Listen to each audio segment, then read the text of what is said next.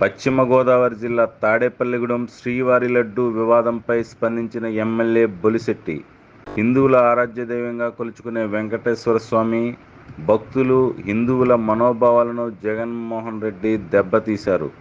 తిరుమల లడ్డూలో కొవ్వును కలిపి కల్తీ చేసిన విషయం 3 రోజులుగా వింటున్నాం.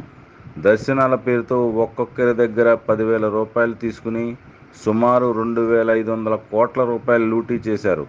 ఈ వ్యవహారంపై సీఎం చంద్రబాబు ఎంక్వైరీ వేయిస్తారు. భగవంతుడిని లెక్క చేయని జగన్మోహన్ రెడ్డి గతిని మనం చూశాం.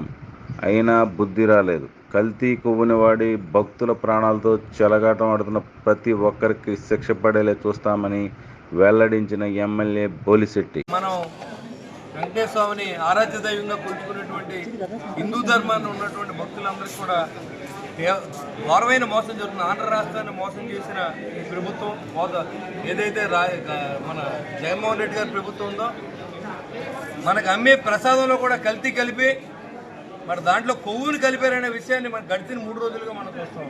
అంటే ఎలాంటి దుస్థితిలో భగవంతుడు అనేవాడిని కూడా లెక్క చేయనటువంటి జగన్మోహన్ రెడ్డి పట్టిన గతి మనం చూసాం. అయినా బుద్ధి రాలేదు.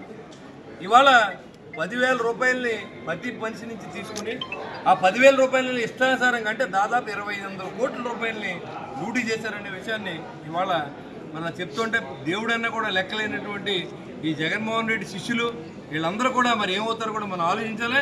వాళ్ళ మీద చంద్రబాబు నాయుడు గారు ఎంక్వైరీ చేస్తారు. ఎవరైతే ఈ కల్తీ కొవ్వును వాడి మరి ప్రజల ఆరోగ్యాన్ని హాని కలిగించారో వాళ్ళందరికీ శిక్షలు పడే విధంగా ఈ ప్రభుత్వం ఉంటుందని చెప్పి కూడా నేను తెలియజేస్తాను.